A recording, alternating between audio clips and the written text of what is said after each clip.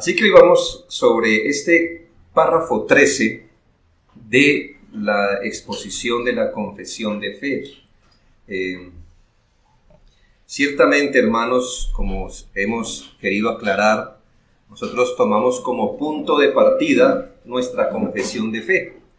Lo que no quiere decir que para nosotros sea que creamos tal o cual cosa porque está consignada en la confesión de fe, sino que ha sido nuestro esforzarnos por mirar si esto es bíblico o no.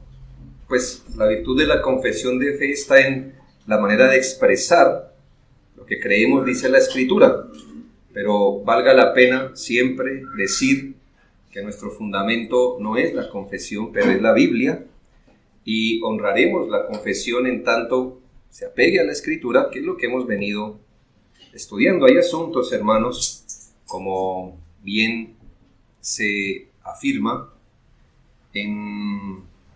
cuando tomamos las lecciones de hermenéutica, que aunque toda interpretación debe darse a la luz de la familia de la fe, también es cierto, hermanos, que hay asuntos que solo se pueden trazar por vía de la exégesis y no por la vía de la confesionalidad o la historicidad de algún asunto. Es decir, nuestro argumento final nunca va a ser está en la confesión de fe, ni los bautistas siempre hemos, sino qué es o qué dice, qué enseña en sí la Escritura, y ese ha sido parte pues de nuestro intento. Hemos llegado al párrafo 13, que sin duda es un asunto muy pastoral, toca algo muy práctico, y les recuerdo que estamos cobijados bajo el tema del gobierno de la iglesia.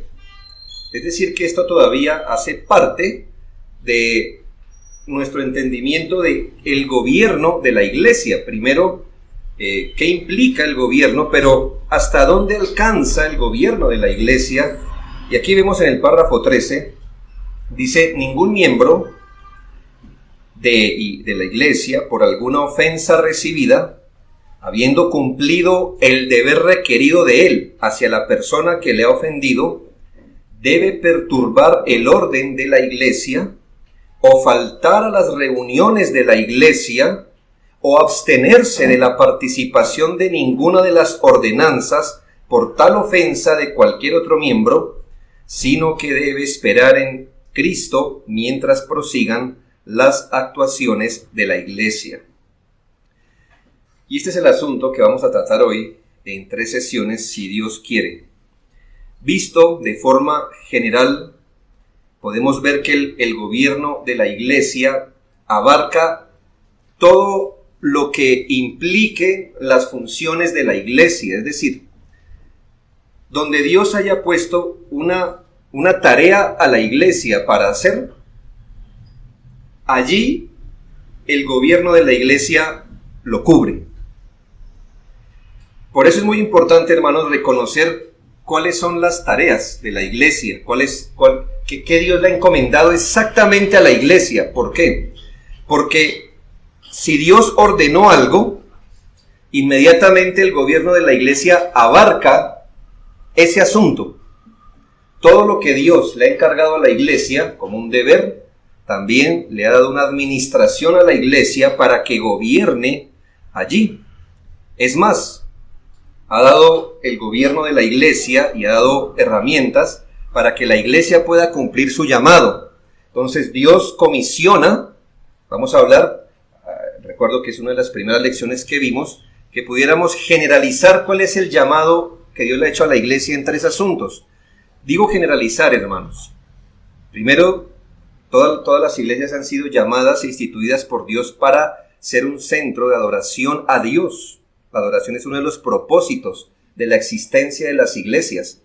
Entonces, si Dios nos encomendó, que esa es una de nuestras tareas, entonces nos habrá dado las herramientas para poderlo cumplir, y el gobierno de la iglesia abarca todo lo que tenga que ver con la adoración en la iglesia. ¿Me hago entender? Por ejemplo, el Señor le encomendó a la iglesia la edificación de sus miembros, que veíamos que era el segundo propósito de Dios instituir la iglesia. Si Dios da esa tarea, también da las herramientas para que la iglesia pueda edificar a sus miembros. Nos da los dones, los recursos, para poderlo hacer. Aún el recurso humano, Él mismo establece pastores y maestros. Y donde está la tarea y las herramientas, hasta allá llega el gobierno de la iglesia también. Así que todo lo que Dios ha dado como mandato, también nos ha dado la administración del gobierno hasta allá. Por eso, si Dios no le mandó a hacer tal cosa a la iglesia, pues no nos habrá dado las herramientas para hacerlo, y hasta allá no llega el gobierno de una iglesia. Es bueno entonces reconocer cuáles son los ámbitos de nuestras responsabilidades, porque es muy, muy importante. Reconocemos, hermanos, que la iglesia no tiene un poder absoluto sobre las cosas, sino que la iglesia es instituida para que podamos observar, hermanos, los mandatos de Cristo. Eso de pensar que la iglesia tiene poder absoluto sobre todas las cosas, cielo y tierra, eso es católico romano. ¿Me hago entender? Hasta allá, hasta donde se imaginen que la iglesia puede meterse, hasta allá quieren gobernar. Hermanos, la iglesia tiene un propósito, un fin, una misión, no es impuesta por nosotros, es de la Escritura, y entonces es bueno reconocerlo. Pero donde hay un mandamiento de Cristo, precisamente allí se ve el alcance de su gobierno. De manera que es completamente indispensable, hermanos, que cada rato estemos revisando, comprobando cuáles son las áreas donde el Señor nos llamó a servir como iglesia, pues allí tenemos una responsabilidad y un gobierno que ejercer. Ahora, en este punto tenemos una situación contemplada, así le hemos llamado. ¿Cuál es la situación que contempla este párrafo? Lo primero que contempla, a la verdad, hermanos, este párrafo contempla tres asuntos. Este párrafo contempla tres asuntos, y el primer asunto que contempla es un asunto pecaminoso, lamentablemente. ¿Quién va a pensar, verdad, que en la iglesia se presenten asuntos pecaminosos? Bueno, hermano, lo digo con un sarcasmo, ¿verdad? Porque ¿quién va a pensar, no? La confesión de fe quiso poner en consideración que el gobierno de la iglesia también abarca los asuntos penosos de las discordias y desacuerdos que se presentan en la iglesia. Es decir, hermanos, el Señor, la cabeza de la iglesia, también ha contemplado este asunto y ha establecido su gobierno también sobre este asunto. Eso quiere decir que el señorío de la iglesia, de Cristo, también abarca cuando se presentan discordias. Es otra forma de decirlo, hermanos, que una iglesia nunca debe esperar discordias, pero pasan. Es decir, anhelarlas, es lo que digo, ¿no? Ay, ¿cuándo nos vendrá la próxima? No.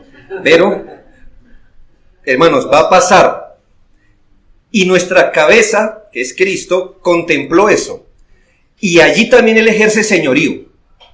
Y como ejerce señorío, también le ha dado a la iglesia el establecer gobierno sobre estas cosas. Y eso es lo que el apóstol Pablo critica y señala, inspirado por el Espíritu, porque dice, ¿cómo es que habiendo conflictos en la iglesia, ustedes los resuelven con la autoridad civil? Algo así como si Cristo no hubiera dicho nada de cómo resolver eso en la iglesia. Como si no hubiera personal para resolver eso, como si no hubiera maneras de hacerlo, como si Cristo hubiera dicho, en las buenas los acompaño, pero en las discordias de la iglesia, ustedes miren cómo resuelven el asunto. No, así no funciona. Pero esta es una de las maneras, vemos por la experiencia, en que más se peca contra el gobierno legítimo de una iglesia local. La situación que la confesión plantea consiste en la ofensa que uno o varios individuos pudieron haber recibido de parte de uno o de varios. ¿Ya? Un hermano ofendido o unos hermanos ofendidos, ¿por quiénes? Por un hermano en la iglesia o por algunos hermanos en la iglesia. Las disensiones en la iglesia son penosas. siempre son reprochables, muchas veces necesarias, pero hace parte de lo que es conformar un cuerpo de individuos que, habiendo recibido la gracia de Dios para la salvación, aún su carácter se está formando para mayor santificación, de manera que siempre habrá roces. Ahora, que las disensiones y disputas entre hermanos siempre son de reprochar, de aunque sea normal, en un sentido, siempre son reprochables, siempre. Se ve en 1 Corintios 3:3, porque aún sois carnales, pues habiendo entre vosotros celos, contiendas y disensiones, ¿no sois carnales y andáis como hombres? Note que aunque haga parte de lo que pasa por ser un cuerpo local de creyentes, el apóstol lo reprocha, inspirado por el Señor. Le llama carnales, no porque creamos en la doctrina, obviamente, del cristiano carnal, sino porque cuando los hermanos le dan ocasión a la carne, se puede decir en cierto sentido que son carnales, no porque sea el principio que los domine, pero porque en ese aspecto le han dado cabida a las expresiones carnales y al ojo parecen carnales. Me hago entender qué es lo que el apóstol está hablando. También, noten 1 Corintios 6, 7 y 8, dice: así que por cierto es ya una falta en vosotros que tengáis pleitos en vosotros mismos. O sea, ya es una falta, discordar, tener discordias o peleas. De hecho, el apóstol dice, es ya una falta que haya pleitos entre vosotros mismos. ¿Por qué no sufrís más bien el agravio? ¿Por qué no sufrís más bien el ser defraudados? Pero vosotros cometéis el agravio y defraudáis, y esto a los hermanos. Toda discordia es de reprochar, hermano, por normal que sea, como que la pelea entre los hermanos, ¿verdad? De los niños. Usted no puede ser padre sin esperar que un día sus hijos peleen. Lo van a hacer, de hecho. Ello está en el presupuesto. Pero siempre es de reprochar. Usted no va a tomar, lo digo con respeto, ¿no?, una foto diciendo, ay, mira su primer pelea con su hermano, que mire, menos mal lo capté en video, cómo rompió su juguete contra la cabeza de su hermanito menor. No, eso es de reprochar. Siempre, siempre.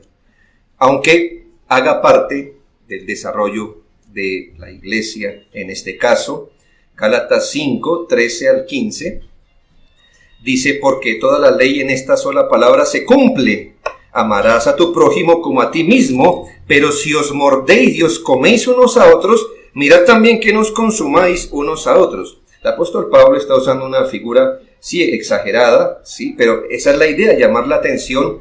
Oye, hermano, ya se están masticando los unos a los otros, ahora falta que se traguen. Ya, es la idea, o sea, ¿qué más les falta como iglesia, verdad? Y 1 Tesalonicenses 4:6, que ninguno agravie ni engañe en nada a su hermano, porque el Señor es vengador de todo esto, como ya os hemos testificado. Así que, hermanos, las disensiones siempre, en una iglesia, siempre son censurables, siempre son reprochables. Es otra forma de decir, hermanos, que la procura de toda iglesia será en que no existan disensiones entre hermanos. Ahora, dije también que los conflictos y disensiones son necesarios. Esto se ve en 1 Corintios 11:19. Porque es preciso o necesario que entre vosotros haya disensiones, para que se hagan manifiestos entre vosotros los que son aprobados. Mire, hermanos, son necesarios. Lo que no estamos diciendo que se deben buscar, pero son necesarios, y esto en cuanto a la soberanía de Dios y no en cuanto a nuestra responsabilidad. Es decir, hermanos, que son necesarios en manos de Dios. ¿Para qué? Porque a través de ellos el Señor manifiesta, como lo entiende Matthew Henry, para que los corazones honestos que soportan la prueba puedan parecer fieles delante de los demás a comparación con los que caen en todo tipo de tentación cuando hay discordias. Es decir, la discordia, ¿qué hace en una iglesia? Comprueba, pasa un examen sobre el carácter de algunos y unos son aprobados y unos no. Es una manera que Dios busca, que Dios en su gran soberanía permite que haya en las iglesias para comprobar quiénes son maduros, quiénes son perseverantes, quiénes ponen en práctica los principios y quiénes no. Ahora bien, que Dios en su soberanía así lo permita, no significa que nosotros en nuestra responsabilidad vamos a buscarlo. Algo así como, bueno, ya que las cosas en la iglesia parecen tranquilas, formemos un pleito a ver quién está o no aprobado. Sería, y ahí sí como criticaban al apóstol en Romanos 3:8, ¿verdad? Y por qué no decir como se nos calumnia y como algunos cuya condenación es justa, afirman que nosotros decimos, hagamos males para que vengan bienes. No, hermanos. Que Dios lo haga, pues recuerde que Él en su providencia usa herramientas que a nosotros nos prohíbe. ¿Ya? En su providencia, Él usa herramientas que a nosotros nos prohíbe usar. Pero es que Él es sabio, es Dios, es soberano. Él puede controlar todo, pero nosotros no. Entonces, hermanos, esto de cierta manera nos pone una perspectiva, que es que las disensiones son necesarias aún para sacar a la luz a los que Dios no ha aprobado. Y como iglesias que a veces enfrentamos este tipo de discordias, y a veces negras discordias y cosas muy feas, también nos esperanzamos, hermanos, y no lo decimos como argumento final ni con jactancia, pero ciertamente, hermanos, son las herramientas que Dios busca para manifestar conductas y hasta hermanos a los que Dios quiere poner en evidencia. De manera que este razonamiento no deja muy bien situado a los que promueven discordias en la iglesia. Más bien es una esperanza para la iglesia, la cual es santificada también a través de las discordias, claro, siempre y cuando la iglesia proceda en términos bíblicos y no se forme parte del problema. ¿Ya? Lo que pasa es que hay una discordia. Ya eso pone de manifiesto muchos corazones. Y si a eso le suma que la iglesia no procede bíblicamente, entonces, hermanos, Dios no es honrado por ambos lados. Ahí se comprueba no solo que hay unos hermanos en discordia, sino que una iglesia que es una discordia, ¿verdad? Así que esto aplica, o sea, la esperanza aplica cuando la iglesia obra bíblicamente y obviamente sale a la luz lo que el Señor ha querido. Ahora, hermanos, si estos asuntos se dicen y se enseñan en estos textos, si se reprenden, se advierten, hermanos, es porque pasan en las iglesias. Es esa parte de la tarjeta de presentación que no nos gustaría poner en la iglesia. Pero pasa, hermanos. Ahora, como hemos visto en estos breves versículos, el Señor nos dio las maneras legítimas en las que podemos tratar estos asuntos. Desde pasar por alto, cubrir con amor, reprender, exhortar, perdonar, llevar las cosas paso a paso para que haya reconocimiento, restauración, hasta la disciplina formal de una iglesia que empieza con aclaraciones, reprensiones privadas que se van volviendo más públicas, donde aún Dios ha provisto de hermanos maduros, pastores, maestros, los ancianos, como individuos que ayudan, que median. Eso lo vimos creo que la sesión pasada. Como ve, hermanos, una iglesia no está desprovista de guía divina a la hora de resolver las discordias en la iglesia. Hay un pocotón de cosas que una iglesia puede hacer para resolver las discordias, para tratar con los asuntos conflictivos, por lo que, hermanos, es un completo error que individuos pasen por alto de manera irresponsable y grosera por encima de todos los recursos que Dios ha puesto para solucionar las disensiones en la iglesia. Hermanos, es que para que una persona tenga una disensión y no acuda a las herramientas, tendrá que saltar por encima de muchas, no de una ni de dos. Dios ha dado muchas herramientas para que, si bien lo ideal es que no hayan discordias, cuando se presenten hay muchas cosas. Bien, le estoy hablando en un primer punto cuál es la situación contemplada. Dije que la confesión contempla, 1, un asunto pecaminoso; 2, la confesión contempla un intento de resolución bíblica. Si nota, la confesión de fe tiene en mente una iglesia ordenada que presume de la buena intención de la iglesia y asume que la iglesia va a proceder bíblicamente. Aunque nos pinta un escenario conflictivo, también nos presenta un cuadro muy distinto. Note que nos habla de lo siguiente: habiendo el hermano ofendido, habiendo cumplido el deber requerido de él hacia la persona que le ha ofendido. Nota entonces lo que ya da por sentado la iglesia, la confesión, que un hermano fue ofendido, y queda por sentado que este hermano ha cumplido el deber que se le requiere a él hacia la persona que le ofendió.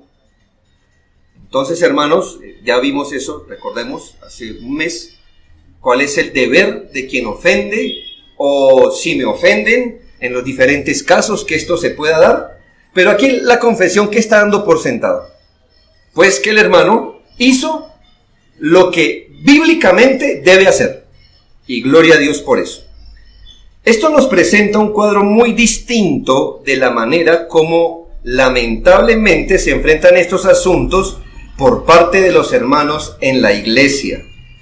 Hermanos, aunque debería ser lo común, lo que dice la confesión de fe, lamentablemente es la excepción. ¿Por qué? Aquí estoy hablando con pastores y me van a dar la razón, ¿verdad? Por la vía de la experiencia. Que cuando pasan conflictos, el hermano ofendido no sigue el procedimiento bíblico, sino que razona así: ya que he sido ofendido, tengo el derecho de formar aquí el mayor problema que yo pueda hacer. Bueno, no es que no lo piense, pero de hecho así es que razonan en su interior y así actúan. Los hermanos, al verse ofendidos, destapan una serie de recursos habidos y por haber y tan creativos que hacen muchas veces que el problema inicial, es decir, la ofensa inicial, se vuelva el problema más pequeño. ¿Sí les da sentido, hermanos? Mire, a veces he tenido que lidiar con esto. A veces, nuestra iglesia casi no peca. No, mentira, quiero aceptarlo. Voy a tener una maestría en esto. Pero, hermanos, a veces el menor de sus problemas fue el problema con el que empezó todo. No sé qué habrá pasado. Algo, un desacuerdo, puede haber sido hasta conflictivo y duro el asunto. Pero como los hermanos intentaron resolver esto, como si no hubiera Biblia, recursos de la gracia, como si no hubiera instancias, procedimientos, personal, como si no hubiera nada de eso, destapan una serie de recursos creativos. Hermano, y cuando usted va a tratar ese asunto está más enredado, hermanos, que realmente el problema inicial, hoy día, es su menor problema. Ahora el gran problema es la vida propia que esas maneras ilegítimas tomaron para expresarse. Hermanos, la confesión de fe da por sentado que los hermanos, que las iglesias reconocen cuál es el procedimiento bíblico para tratar con las ofensas. Y no cree, hermano, que si esto es común en las iglesias, ¿no debería ser común enseñar de esto en las iglesias? Hermanos, si esto es lo más común que nos va a pasar, ¿no sería sabio dar medicina preventiva de esto? Decirle, vea, hermano, ya que estamos en paz, les voy a enseñar algo. Y esto, hermano. O sea, hermano, cuando lo pisen, no, hermano, no agarre un garrote a darle a todo el mundo aquí.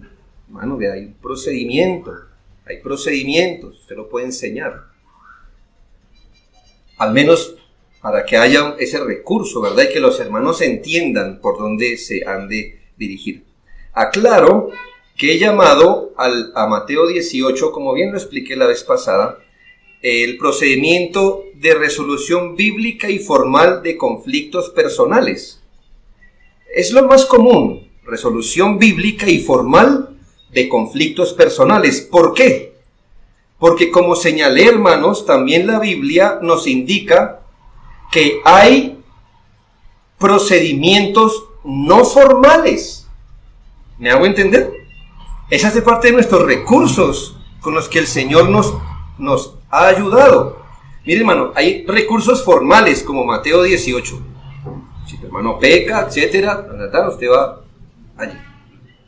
Pero, hermanos, hay recursos bíblicos que no se tienen que llevar a una formalidad. Le pongo un ejemplo. ¿Por qué no sufre el agravio? ¿Verdad? El hermano lo pisó, lo miró, le habló fuerte, no sé qué cosa le pudo haber hecho. Usted tiene todavía una opción: pasarlo por alto. Si es un asunto que puede ser pasado por alto, ¿me voy a entender? ¿Sí ve? No es nada formal. Usted no reúne la membresía y dice, hermano, voy a pasar por alto esta ofensa. No. Eso es algo, hermano, tranquilo, personal, piadoso. Yo no estoy diciendo que ahí se resuelva todo. Estoy ilustrando que hay procedimientos formales y hay procedimientos informales, hermano. No todo tiene que traer en la espalda ese peso de, hermano, quiero hablar con usted y recuerde que este es mi primer paso con usted. No. Usted puede hablar con un hermano tranquilamente y decir, hermano, mire, quizás usted no se dio cuenta, pero etcétera, o ¿me hago entender? Hay muchos recursos. Ahora, hermanos e iglesias, podemos pasar por alto pequeñas indiscreciones. Es más, hermano, debemos hacerlo. Asuntos de idiosincrasia que no nos gustan. ¿Cuántos conflictos promueven estas cosas? Usted dirá, ¿pero en dónde? Pues en Romanos 14, hermano, Colosenses 2, 3, ¿qué es? Sino asuntos que se volvieron un gran conflicto. Asuntos de idiosincrasias, asuntos de costumbres, asuntos de libertad cristiana, dietas, gustos. Y tenemos recursos, hermanos, para afirmar que ese tipo de ofensas no es necesario que siempre se lleven a las formalidades más complejas. De lo contrario, el apóstol, después de hablarnos en Colosenses 2 de lo que era una disputa, en Colosenses 3, 12 y 13, dice, vestíos pues como escogidos de Dios, santos y amados, de entrañable misericordia, de benignidad, de humildad, de mansedumbre, de paciencia, soportándoos, voy a sobre esta palabra ahorita, soportándoos unos a otros y perdonándoos unos a otros si alguno tuviere queja contra otro. De la manera que Cristo os perdonó, así también hacedlo vosotros. Note, hermano, que esta es una dinámica, no es un procedimiento, es una dinámica. ¿Qué debería pasar en las iglesias? Que hay varios asuntos que simplemente se arreglan por la vía de la paciencia, de la misericordia, de soportarnos. La Biblia a veces es muy cruda, llamémosle así, para nuestro ser consentido, ¿verdad? No es que sea cruda, pero creemos que somos consentidos. ¿Por qué la Biblia hablaría de soportar?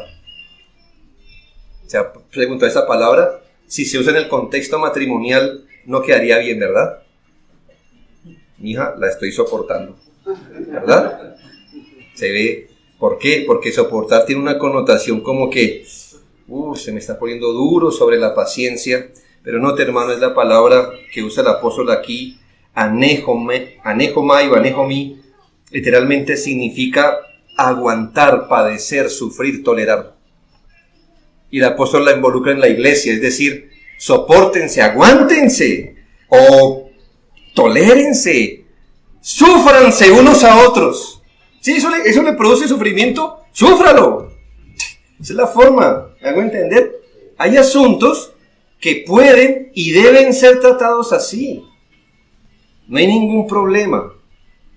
Hermanos, yo reconozco, hermanos, que hay idiosincrasias más fuertes que otras, ¿verdad? El bogotano es una idiosincrasia un poquito compleja, ¿verdad? Hay idiosincrasias más, no le preste bolas, pero a veces, hermano, ¿verdad? Pero independientemente de estas cosas, hermano, deberíamos aprender a tratar de ser tolerantes en lo que se pueda, en lo que no haya un daño tan colateral, en lo que podamos sufrir en estas cosas. Usted, hermano, y yo, por supuesto, no quisiéramos tratar con las cosas o lidiar con algunos hermanos y sus personalidades. El apóstol nos dice que muchas veces aguantar o tolerar lo que no nos gusta de los demás en asuntos indiferentes, en sus costumbres, sus maneras, sus indiscreciones o idiosincrasias, es lo que debemos hacer. Romanos 14, 1 al 3 dice: recibid al débil en la fe, pero no para contender sobre opiniones, porque uno cree que se ha de comer de todo, otro que es débil come legumbres. El que come no menosprecia al que no come, y el que no come no juzga al que come, porque Dios le ha recibido. ¿Por qué estaría esto en la Biblia, hermanos? Porque llega un momento donde hasta lo que usted comiera era un problema en las iglesias. Mira hasta dónde podemos llevar un conflicto. Está en lo que come. Está en lo que come. Por supuesto que esto no requería ningún principio, es decir, no está involucrado un principio de la ley moral, sino eran asuntos meramente de idiosincrasias, gustos y tratos. A veces, hermanos, tendremos que padecer la afrenta, como dice 1 Corintios 6:7. Si es que eso promueve la gloria de Dios, la unidad de la iglesia y el bien del hermano. A veces será necesario pasar por alto ofensas personales. Sí, hermanos, con esfuerzo y amor, a veces podemos pasarlas por alto. Mire la generosidad de Pablo en 2 Timoteo 4:16. En mi primera defensa ninguno estuvo a mi lado, sino que todos me desampararon, no les sea tomado en cuenta. Ahí cerró, ahí amarró, ¿verdad? Una ofensa, hermanos, mire, toda la gente estaba experimentando libertad para predicar el evangelio públicamente porque él estaba en la cárcel. ¿Ya?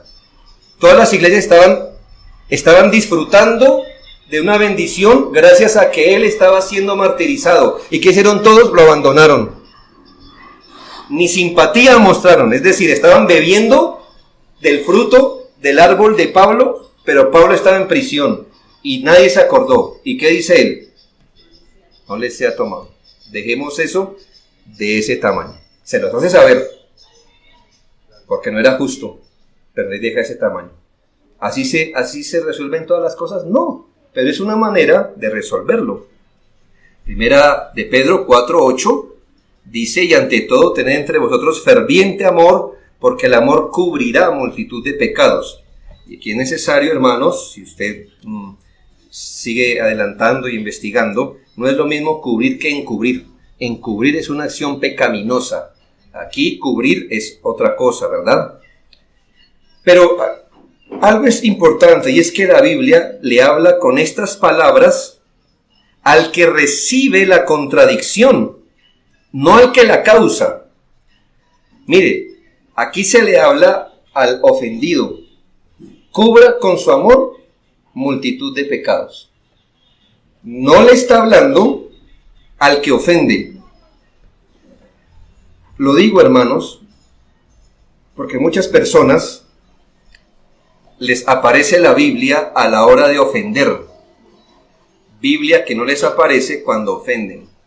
¿Usted se ha dado cuenta? Hay gente que sabe lo que usted debe hacer como ofendido, aunque ellos omitan la misma Biblia para mirar su propia responsabilidad. ¿Ve? Que confronta a un hermano y en cambio le dice, hermano, hay que soportar. Recuerde que nos hablaron de la palabra anejomi, ¿verdad? Y se le saca a usted el griego, ¿verdad? Y todas estas cosas. Ah, qué bueno, pero él no es tan riguroso de no ser tropiezo y de no ofender.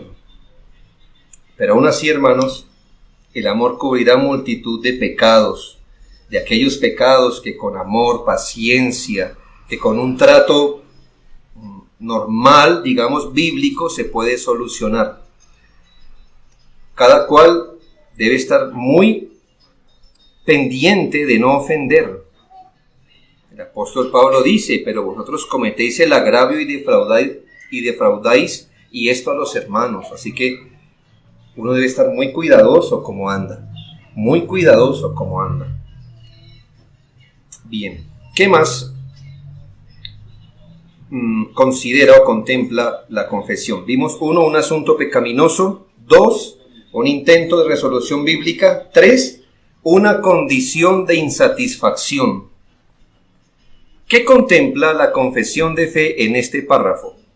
Hemos llegado a un asunto desafiante en la confesión de fe y que seguimos porque creemos que representa lo que la Biblia dice al respecto. ¿Qué pasa si un hermano ofendido sigue el procedimiento bíblico pero no recibe la satisfacción esperada? ¿Qué pasa en ese caso? Donde aparentemente, después de haber obrado él, que fue la víctima, porque él fue ofendido, pero además de ser la víctima, hizo las cosas como se espera que la haga un creyente y obró bíblicamente, es decir, se sobrepuso a sus deseos de venganza, de todo lo que sea, y actuó bíblicamente, pero no es atendido, o su asunto quedó insatisfecho. Es decir, ¿qué debe hacer si un hermano no es atendido como él esperaba por parte de la iglesia? Por supuesto que aquí hay varias presuposiciones para entender este punto. Y todo es contexto, hermanos. Aquí, ¿qué se está presuponiendo? Que las personas involucradas en este conflicto pertenecen a la iglesia. Ya le voy a decir por qué todo esto. Segundo, que se ha seguido el proceso regular. Que la iglesia se está dirigiendo fielmente por la palabra de Dios, aunque por supuesto con los errores que se derivan de un cuerpo de pecadores aún. Parece que lo que los autores de la confesión tenían en mente es que el resultado o el ofensor o la actuación de la iglesia no les dejó satisfechos. Es decir, que el ofendido esperaba algo más de la iglesia o del hermano que le ofendió. Algo pasó, puede ser que sí tenga razón o que no, pero no quedó satisfecho. ¿Puede pasar esto en las iglesias, hermanos? Sí, sí puede pasar. Que un hermano haya hecho un procedimiento y la iglesia, la actuación que la iglesia dio o el ofensor no le dejó satisfecho. Tan que puede pasar que quedó en la confesión de fe. ¿Me hago entender? Y esto por muchos motivos que las iglesias deben aceptar con humildad. Le voy a comentar solo algunos. Generalmente los hermanos que entran en discordia siempre van a ver el cuadro más pequeño posible. Esto es sabiduría para usted, querido pastor. Siempre los hermanos en discordia van a ver el cuadro más pequeño posible. ¿Cuál es? Lo que compete a ellos y a la versión de ellos que ellos tienen. Es decir, van a ver solo por lo suyo y con un solo ojo, para hacerme entender. Entonces, cuando entran en conflicto los hermanos, solo van a ver la parte que les ofendió. Ellos no están viendo más. Lo que pasa es que los pastores, cuando entramos a estos asuntos, nosotros vamos a ver un cuadro más amplio que ellos no están viendo. y que ellos necesitan humildad para entender esto. Y es que nosotros estamos viendo en lo que él fue ofendido, pero en lo que él pudo haber ofendido. Y nosotros podemos estar viendo otras cosas en el ofensor que el hermano ofendido no ve. Nosotros tenemos en vista el cuadro mayor, que es el de la iglesia, y no solo el de un hermano. También suele pasar que los hermanos desean una resolución rápida a su asunto, que no contempla los procesos del corazón que están involucrados. Y es que, hermanos, no estamos tratando con niños, sino con adultos en los que esperamos que el Espíritu Santo obre. Y significa que los hermanos quisieran que cuando ellos se quejan y piden o que la iglesia se involucre o lo que sea, que los asuntos ya en una semana no les afecten. Hermanos, las cosas en las iglesias no pasan así si lo que usted está es pastoreando corazones.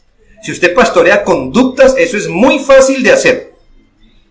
Porque yo por la vía de la autoridad le puedo decir, usted hermano haga esto y usted hermano haga esto y mire, se acabó. Pero no se acabó, hermano, porque aquí, ¿cómo usted llega? Por eso, hermanos, a veces los pastores, cuando nos enteramos de un conflicto, ya en los niveles en los que nos enteramos, ¿verdad? Cuando eso está avanzadísimo. Usted habla aquí, usted habla allá, y entonces usted medita en la palabra, usted toma notas, dice, ¿qué puedo decirle yo a este hermano? ¿Ve? Pasa una semana, pasan dos, y el ofendido, ¿qué hace? Pues empieza a impacientarse. Hermanos, es que él está viendo con un solo ojo lo suyo. Nosotros estamos viendo su corazón. Estamos contemplando el cuadro de la iglesia. Los asuntos que, aun cuando yo le haga consciente al hermano que pecó, hermano, usted pecó, y él diga, sí, lo acepto, él tiene, voy a hacer una palabra, él tiene que hacer su propio duelo. Es decir, tiene que entender lo que usted le dijo, aceptarlo, asimilarlo, sí, procesarlo. Hermano, no es tan fácil resolver las cosas. Los hermanos desean que la corrección corra de igual forma que la ofensa. Hermanos, las ofensas son fáciles de hacer. Las correcciones toman tiempo. Yo no sé cuánto tiempo duraron construyendo el puente de la 116, pero hace 2 días un camión pasó y se lo llevó. ¿Cuánto usted va a demorar construyendo ahora ese puente? No los 5 minutos que se demoró ese camión en tumbarlo. Bueno, ofender es fácil. Tratar con la ofensa no es fácil. Entonces, ¿qué ocurre, hermano? Pasa, esto también es un consejo que le doy, que no todo lo bueno es prudente en un momento específico. A veces pensamos que todo lo bueno es prudente por sí. Y a veces no todo lo que es bueno es prudente en un momento. Así que a veces usted puede, ese mismo domingo que usted se entera o lo que sea, usted mismo puede, venga para acá, hermanos, vamos a arreglar esto. Eso sería bueno, porque usted está buscando arreglar el problema, pero a veces no es prudente, porque a usted mismo saldría lastimado de ese. ¿Me voy a entender? ¿Qué hacemos a veces los pastores? Hermano, se va a calmar y yo en esta semana lo llamo. Y al otro, hermano, cálmese y hablamos esta semana. ¿Sí ve, hermanos? Tiempo. Eso es prudencia. Prudencia. No siempre yo haría eso, ni usted, ¿verdad? Pero, digo, ¿qué pasa? Hermanos, mira, a veces los pastores estamos atendiendo asuntos más grandes que tienen que ver con el asunto del hermano, pero que si no atendemos esto, lo demás no puede ser atendido. Nosotros los pastores manejamos mucha información. Como le digo, a veces el hermano viene y él piensa que es el único asunto que está pasando y los pastores tenemos más cositas en la cabeza, entonces decimos, ve, hermano, tranquilo, vamos paso a paso. Entonces, ¿qué ocurre, hermano? Todas estas cosas pueden dejar insatisfecho a un hermano que fue ofendido y que la actuación de la iglesia no le pareció la adecuada. Hay muchas razones de buen juicio por el que una iglesia puede parecerle lenta a los hermanos que esperan una satisfacción rápida del asunto. ¿Qué hemos visto? Primero, la situación contemplada. Y dentro de la situación contemplada vimos tres cosas. El asunto pecaminoso, un intento de resolución bíblica y una condición de insatisfacción. Ahora, permítame entrar a un segundo punto grande. La situación jamás esperada. 1, la situación contemplada. 2, la situación jamás esperada. Yo voy a dejar planteado el problema aquí para que podamos almorzar, pero se lo voy a plantear para que vuelva. Sí, porque si no después se va. No, mentiras, hermanos. Pero la situación jamás esperada. Mire, hermanos, la confesión de fe ya ve todo lo que lleva, ¿no? El asunto del conflicto, de que el hermano ofendido siguió el procedimiento y no recibió la satisfacción que él quería. Una iglesia bíblica que se esfuerza por ser fiel a la palabra de Dios jamás va a esperar que un miembro insatisfecho o algunos miembros insatisfechos por la actuación de la iglesia se vuelvan contra la iglesia o el liderazgo de forma pecaminosa. Es decir, hermanos, nuestra confesión de fe dice, aun si todo este cuadro fuera verdad, que el hermano obró bíblicamente y que la iglesia ha sido lenta o no satisfizo, la situación que jamás se espera es que el hermano ofendido, él o los hermanos ofendidos, al no verse satisfechos como ellos querían, se vuelvan ahora contra la iglesia a hacerles daño, o contra el liderazgo a hacerle daño, o contra el hermano a hacerle daño. Algo así como una especie de venganza o compensación, y que intenten desestabilizar la iglesia o desprestigiar el liderazgo o crear divisiones de opinión haciendo motines, sediciones, revueltas, socavando la unidad, perturbando la paz y el orden de ella. Cuán común es ver esto el día de hoy. Les expuse al comienzo, hermano, todos los recursos de la gracia que Dios nos ha dado. Desde pasar por alto, cubrir con amor, perdonar, soportar, llevar las cosas a disciplina. ¿Qué tantas cosas Dios nos dio? Pero, hermanos, lo que ocurre es que en el mejor caso, como lo presenta la confesión de fe, en el mejor caso, el hermano que no está satisfecho se vuelve ahora, forma un motín, una sedición, y se va en contra de la iglesia y desprestigia el liderazgo, divide la iglesia, se van dejando una destrucción atrás de ellos, como Atila el Huno. ¿Saben? Atila el Huno tenía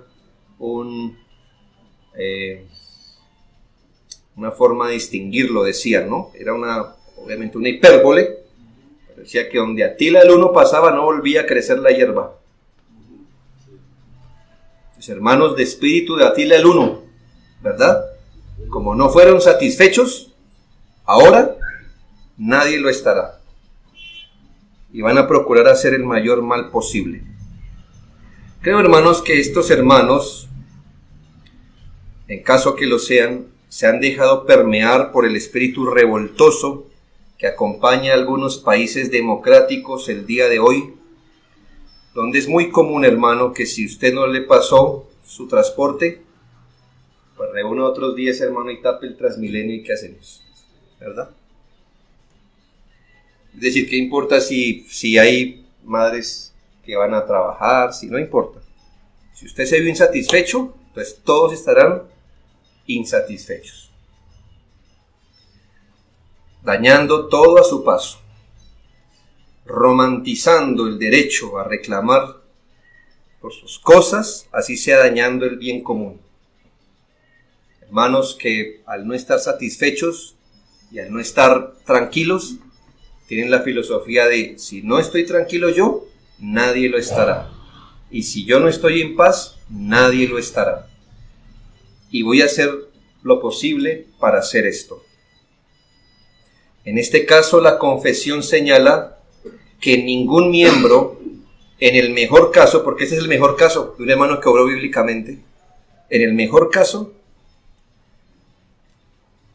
ningún miembro debe optar por entorpecer la actuación de la iglesia y la paz de la iglesia promoviendo chismes, murmuraciones, manifestaciones públicas de descontento, recolecciones de firmas, levantándose contra el liderazgo establecido, aunando gente débil a su causa, que el miembro no debe tomar vías de hecho, como negarse a participar de las ordenanzas. Eso es lo que llamamos una perturbación pública de la paz. ¿Qué efecto produce un miembro que se abstiene de la cena? Él está diciendo, inconforme yo, los voy a alterar a todos. ¿Me hago entender? O ausentándose de la iglesia, mostrando así su descontento. Ni claro, por supuesto, ni se espera que perturbe el orden de otras iglesias o grupos que en su inmadurez, saltando los procedimientos bíblicos, toman parte en estos conflictos. Es decir, hoy es común esto, que el hermano insatisfecho no solamente cree un ambiente horrible en su propia iglesia, sino que se dirija a otras iglesias y perturbe su orden, llevando los asuntos no resueltos a otras y formando desorden. ¿Y qué ocurre? Que lamentablemente la mayoría de iglesias alrededor son tan inmaduras que lo escuchan y toman parte en contra de esa iglesia o ese liderazgo. Ya hablaremos de eso en la última sesión, porque es una falta de ética hacer eso. Entonces, la confesión de fe nos ayuda a que jamás se esperen tres cosas. Y ya con esto acabo. O sea, solo las voy a esbozar. 1. Que nunca se espera que el miembro ofendido perturbe el orden y fracture la paz y la unidad de la iglesia. Nunca se va a esperar que el miembro ofendido perturbe el orden y fracture la paz y la unidad de la iglesia. 2. Que el miembro ofendido se ausente deliberadamente de las reuniones de la iglesia. Es decir, no fui atendido, ahora no vuelvo, ¿verdad? Como a veces es típico. Y 3, que el miembro ofendido se abstenga de las ordenanzas, especialmente de la mesa del Señor. Estas tres cosas jamás se va a esperar de un miembro de una iglesia que ha seguido el procedimiento bíblico y está insatisfecho. Mucho menos de alguien que no ha seguido los procedimientos bíblicos para resolver los conflictos. Por eso yo quiero citar 23 causas de desunión, de desorden en la iglesia que el doctor Benjamin Kitch ofrece bajo el título Causas de discordia. Y él presenta 23 casos y se los voy a leer y voy a hacer pequeños comentarios. De eso va a tratar la próxima sesión. De causas de desunión y desorden en la iglesia, los cuales deben ser prevenidos y corregidos. ¿Por qué citó Benjamin Kitch? Porque sea como sea, de alguna manera estuvo detrás de nuestra confesión de fe. Así que si hay alguien autorizado en la materia para explicarnos qué quiso decir con no perturbar la unidad y la paz, es él. Por eso lo voy a traer al frente de ustedes en la próxima sesión y vamos a mirar estos 23 asuntos que él pone en evidencia como causas que perturban el orden, la paz y la unidad en la iglesia. ¿Está bien, hermanos? Esta era pues la introducción de el asunto de las discordias. ¿Está bien, hermanos? Muy bien.